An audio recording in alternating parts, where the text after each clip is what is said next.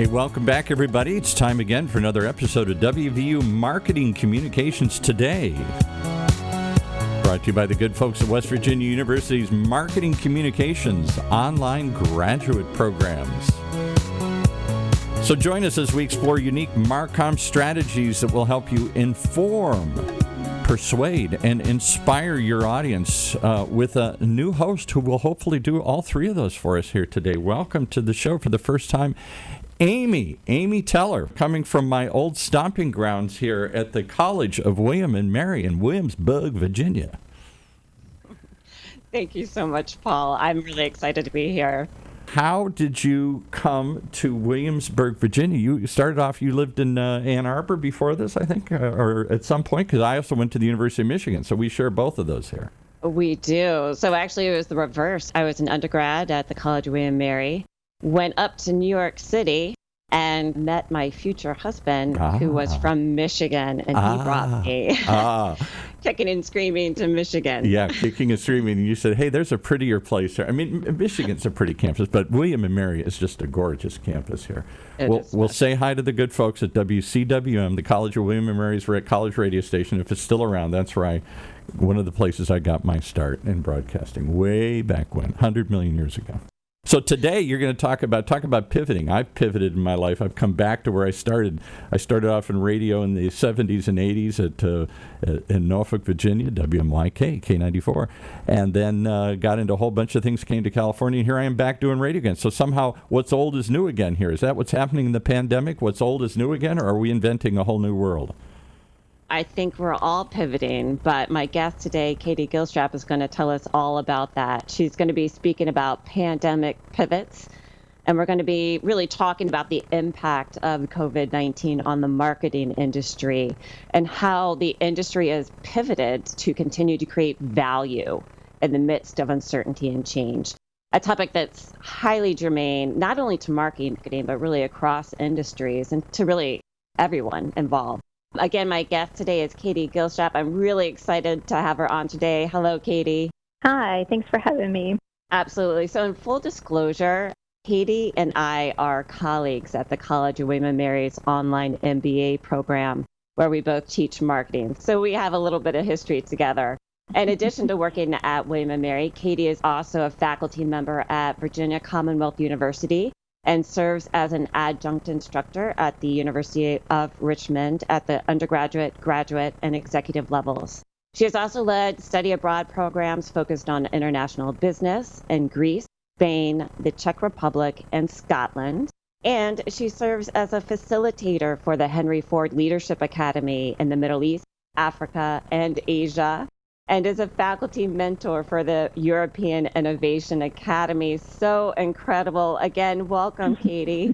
Thank you. It's really a thrill to be here, and it's great to talk to you, my fellow William and Mary colleague, and your audience. Before we jump into today's topic, I know you do quite a bit of traveling for work, clearly. How did COVID-19 affect that for you on a personal level? Well, I'm so happy you're still using the present tense because I hope that it will reemerge once the travel bans are lifted. Personally, it's been certainly an example of a pivot. We have been working online. We have been continuing to develop content and to reimagine what some of our programming is going to be in a post-pandemic world.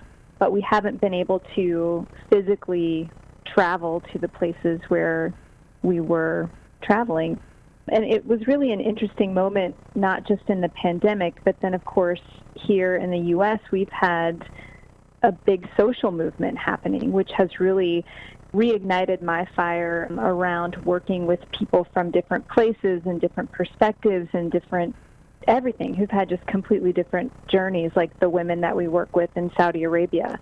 And so it's been a reignition. Not that I needed one, but it's made me even more eager to get back to that work and to introduce students from different cultures and different countries to one another and to help them learn each other's stories and from one another. So it's felt like a bit of a loss because I miss that face-to-face interaction, but it's helped us think about how we can build new programming that really addresses some of these post-pandemic issues that we'll talk about today. That's fantastic. Yeah, we have such a great show today on a really interesting and relevant topic. Let's go ahead and dive right in. As we were just saying, suffice to say, the coronavirus has had an impact on virtually every industry. How has the marketing world in particular been impacted by the pandemic? Well, there's really two areas that I'll touch on here. The research is showing that in terms of brand, there are three areas where marketers that are kind of engaging in these three arenas are not only surviving but thriving and building new communities. And what those three areas are, they include trust, transparency, and empathy. And so brands who are really taking a moment to really appreciate the perspective of their customer, not just saying this is a generic persona that represents a segment, but let me understand what you're going through. Because let's face it, this pandemic is expressing itself differently for members of the same customer segment. You might be homeschooling. You might have a spouse that's now kind of on top of you all the time. You might have none of those things. And so really taking a moment to empathize with where that customer is has become more important. Transparency has become really important. I was working with a luxury hotel here in Richmond, Virginia, and talking about how the cleaning of the hotel was something that always happened in the background before. It's kind of like Disney World. You always wonder how the trash is always empty, but it is. You never see that work. But now brands are being more deliberate about being transparent in what they're doing to keep their customers safe and healthy. So transparency is becoming important. And then trust, and making sure that you can trust the organization that you're working with, that they are going to do what they say they're going to do. So brands that are kind of leaning into those three areas are really kind of taking shape in this pandemic era, and we believe will continue to thrive. Those elements will continue to be important in a post-pandemic world. The other area that I'll just mention is that for marketing researchers, this has become really a treasure trove of time because people have more time and more capacity to participate in surveys or to participate in interviews. And so researchers have been able to learn a lot about their audiences right now, not just for future work, but also like how are their shopping behaviors changing, how have their priorities changed. So research has had this really wonderful opportunity to learn, and then brand and marketers have really had a chance to kind of lean into those dimensions of trust, transparency, and empathy. I love that. I just read something recently where 39% of social media users said they were spending more time on social media since the pandemic. Yeah. So, that's a great Guilty. case in point. So we know that times of uncertainty and change often can give rise to more innovative ideas. What innovations have we seen in terms of marketing? I think that we've seen innovations in terms of a true reflection of what value am I creating and how can I deliver on that value. So what I mean by that, an example that I'll use that it's a local example, but I've just been so impressed with them. There's an organization here in Richmond that's dedicated to the education about and kind of activation of Edgar Allan Poe's memory and legacy. And as you can imagine, it was a house museum, so it was Edgar Allan Poe's place where he stayed when he was in Richmond. And so the idea pre-pandemic was people would come and visit and learn and maybe have lunch in the garden, and it was educational programming. And the organization had to say, how are we going to do this if we can't have people into the building anymore? And there's lots of museums dealing with this. The Met, performing arts organizations, retail spaces. And what I love about what the Poe organization did is they said, we were never in the business of bringing people to this building. We were in the business of preserving his memory and activating education around this content and bringing Edgar Allan Poe into people's lives. And so they really just reimagined how they could do that. And so they created a playlist, and they created virtual tours, and they created Edgar Allan Poe haircut contests and found ways to re-engage membership, and they found that it worked. They had more members, they had more engagement on social media, and it really just went back to really thinking about what is the business that we're in and finding ways to deliver on that in a different way. The Richmond Ballet is another organization that I think has done a really interesting job. They looked at the NBA as an example of how they could continue to perform. Could they put their dancers in a bubble and have them practice and perform, and then find a way to have them perform behind plexiglass? But looking to other industries that the Richmond Ballet probably never would have thought of the NBA before as a model, but there are all these innovations that we can share. So kind of reflecting on what is the real mission of our business, what is the value we're creating, and oftentimes it's not about bringing someone to a physical space, it's about what you do in that space. And so how can you think critically about delivering that value differently? Fantastic. So I think we have a couple more minutes before we need to take a break. One more question. Many businesses over the past few years have really come to understand the importance of CX. How are customer experiences being reimagined since the beginning of the pandemic? Yeah, I think this is such an important question, and it comes down to the intersection of two ideas, because I think in a very important way, we are being faced with what will the law allow us to do and what are our customers comfortable doing. And so customer experiences are having to be reimagined at the intersection of those 2 points. And so sometimes, for example, in the fitness industry, we're seeing where there was this boom in the studio fitness industry where everything was hands-on correction and kind of everyone packed in one space, this kind of buzzy event. If you go to a cycle studio or a bar studio or a yoga studio, they had to completely reimagine what that experience would be like, where it's still, I'm going to use the word high touch, but virtually high touch. So avatars are being created where they're going to have these conversations with you that are built on all this content that's being developed in the background with the most predictable questions, etc. Because even when the governor of your state says, yes, you can go back to the gym, or yes, you can go back to the bank or wherever, customers might not be ready to do that. And so customer experiences are really now more about where do you find that intersection of what are you able to do and where your customer is comfortable engaging with you. So I think we're going to see a lot of this kind of virtual reality where we're going to take steps back to face-to-face contact, but in some places we may just emerge more quickly to virtual content. I love that. So many great points. It's time for a quick break. When we get back, we're going to talk about value propositions. Over to you, Paul. Okay, and the value of the Integrate Conference hasn't gone away. WVU's Integrate Conference, it's moved online like so many. This year, you can still see marketing communications experts from a variety of industries who are exploring how and what to say during these crazy, unprecedented pandemic times that we are living through. You can view the schedule and tune into the live sessions as they happen. Just go to integrate.wvu.edu. That's integrate.wvu for West Virginia University. .edu. Okay, and one more thing, we just want to remind everybody that you've been listening today to WVU Marketing Communications Today. It's part of the new Digital Marketing Communications Master's Degree program. It's fully online and can be completed in 1 year with built-in certifications from platforms like Google and Facebook. The program gives you both the strategy and skills you need to reach audiences today on existing and emerging media like this. Learn more. Just go check them out at marketingcommunications.wvu.edu. That's marketing communications, plural, .wvu.edu. And with that, we toss it back to Amy. And can I ask one quick question before you guys jump in here?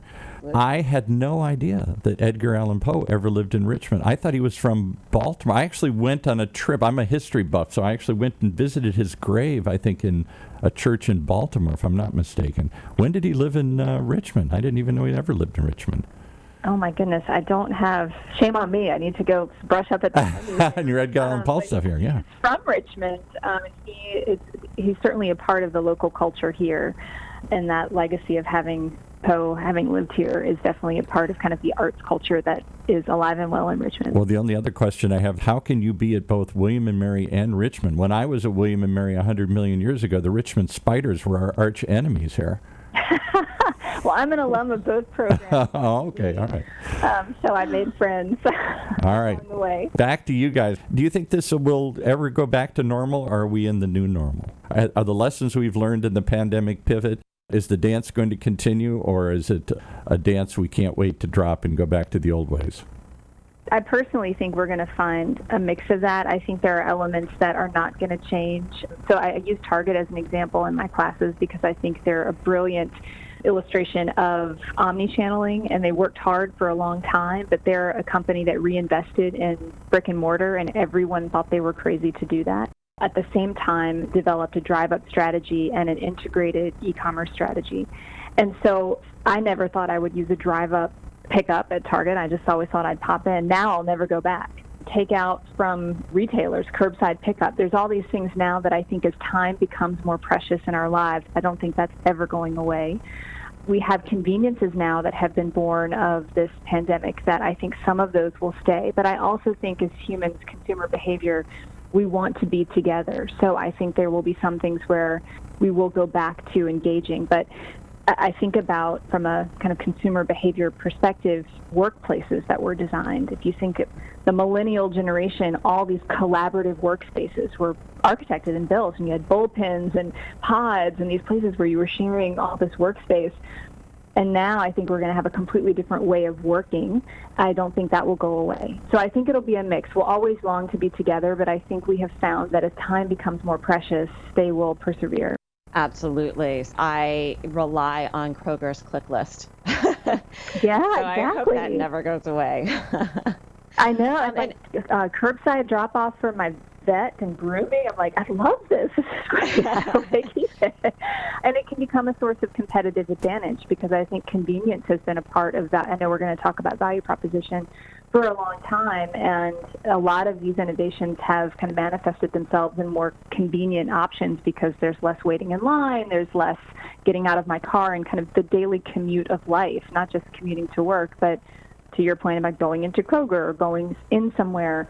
Now that we can't do that, we might have sort of reclaimed that space in our life. And so marketers who can offer that added convenience, I think would be smart to hang on to that.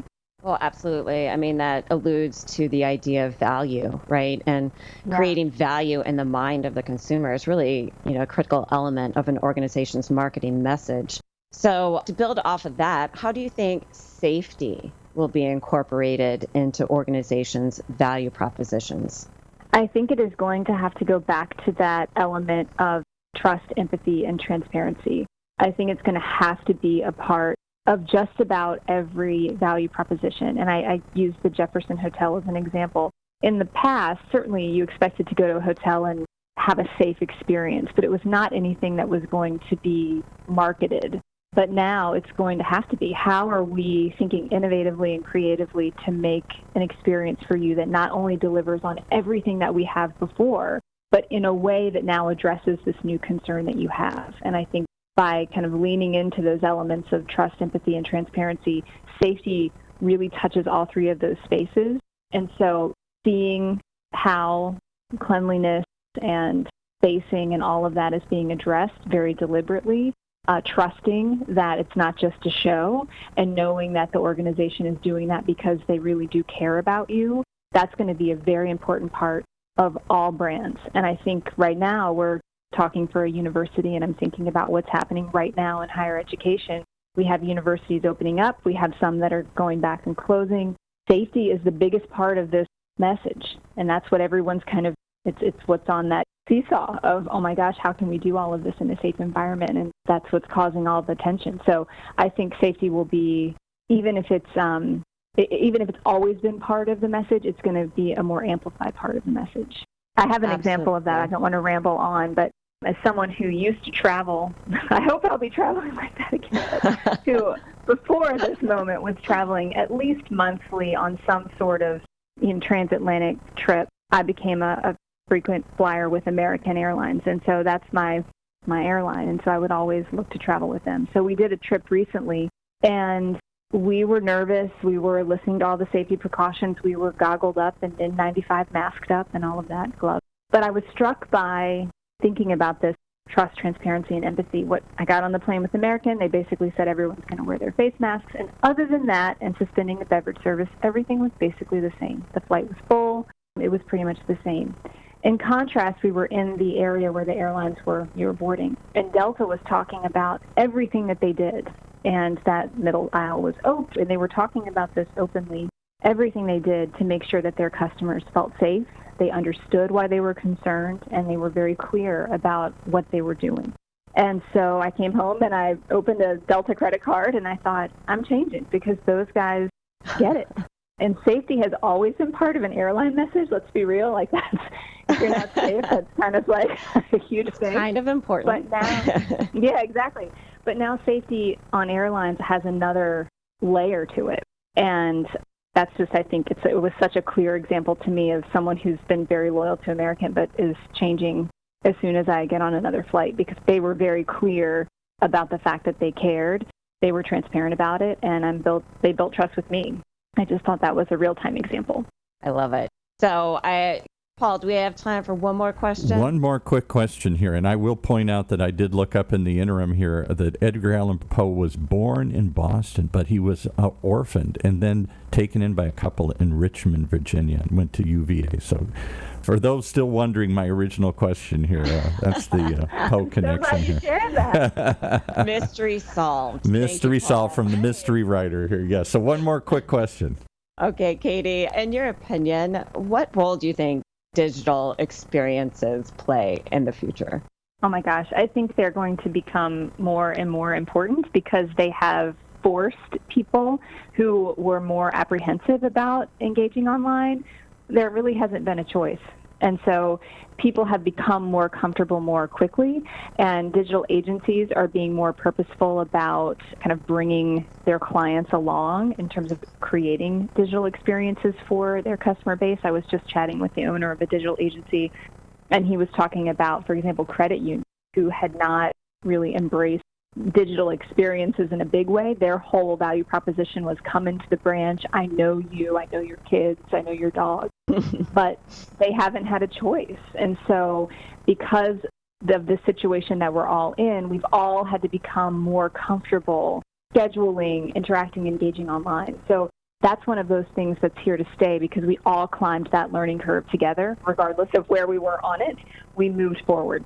And because of that, I don't imagine we're going to go back. Businesses are going to see the efficiencies. Customers are going to see the time savings. So they're here to stay, and I think they're only going to get better. That's great. I mean, I would love to talk to you all day, but I think that's all we have time for. Katie, it has truly been a pleasure to have you on our show today. One last question. How can our listeners contact you or find you online? Sure. Feel free to contact me on LinkedIn, and I'm also happy to share my email address. I'm always love meeting new folks, and my email address is KES as in Sam Gilstrap at vcu.edu. And she can often be found at the Poe Museum, hanging out, lurking in the hallways, listening for if the ravens go, whatever. Wasn't it the raven that was? Nevermore. Yeah, sorry. Nevermore. All right, good stuff here. Thanks for all your advice and everything. How do they reach you, Amy, if they want to find out more about what you're doing at William & Mary? Absolutely. I think the best way to reach me is on LinkedIn at Amy Allison Teller. Okay. Well, with that, we're going to wrap things up. Until next week. Thanks, guys. Thank you. You've been listening to another great example of WVU Marketing Communications Today, brought to you live from West Virginia University, a live weekly program that explores unique MarComm strategies that will help you inform, persuade, and inspire your audience.